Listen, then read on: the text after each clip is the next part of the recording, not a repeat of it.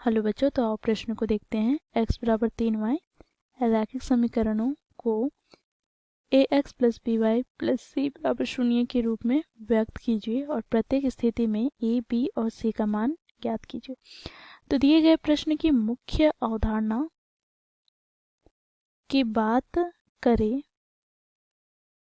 तो बच्चों यहाँ पर हम देखेंगे दो चरों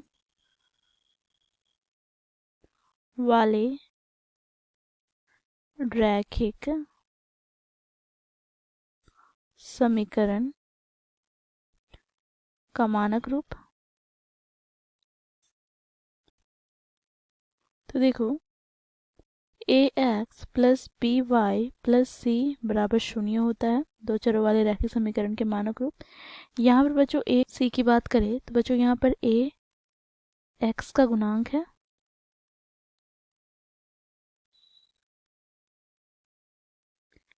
b y का गुणांक है तथा c अचर पद है। तो दिए गए प्रश्न को बच्चों इस मुख्य अवधारणा की सहायता से हम हल करेंगे। बच्चों प्रश्न में हमें रैखिक समीकरण क्या दिए गए हैं, तो देखो x बराबर 3y, तो इसे हम लिख लेंगे क्योंकि दिए गए रैखिक समीकरण x बराबर 3y, तो इसे बच्चों हम मानक रूप में लिखेंगे। तो कैसे, देखो यहाँ पर ax plus by plus c बराबर 0 के रूप में लिखेंगे। तो इसके लिए हमें क्या करना होगा, तो देखो यहाँ पर 3y को बराबर के बाईं ओर ले आएंगे। तो यहाँ से x माइनस क्या हो जाएगा 3y बराबर 0। तो बच्चों देखो यहाँ से हमें ये समीकरण प्राप्त हुआ जो कि किस रूप में है, तो देखो यहाँ पर ax plus by plus c बराबर 0 के रूप में है। तो बच्चों हम क्या करेंगे, इस समीकरण को 1 मान लेते हैं। अब यहाँ पर समीकरण 1 को मानक रूप से तुलना करेंगे।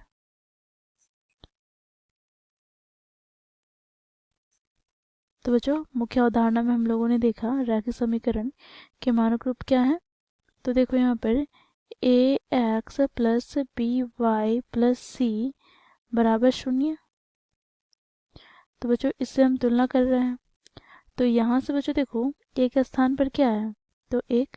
तो यहाँ से हमें a का मान प्राप्त हो जाएगा क्या 1, b का मान प्राप्त क्या होगा, तो y का गुणांक अर्थात -3 तथा c बराबर क्या हो जाएगा बच्चों, तो 0। तो इस प्रकार बच्चों हम दिए गए रैखिक समीकरण को रैखिक समीकरण के मानक रूप में लिखा x माइनस 3y बराबर 0। साथ ही बच्चों हम लोगों ने a का मान ज्ञात किया 1, b का मान ज्ञात किया -3 तथा c का मान ज्ञात किया 0। आशा करती हूँ आप लोगों को यह प्रश्न समझ में आया होगा। धन्यवाद।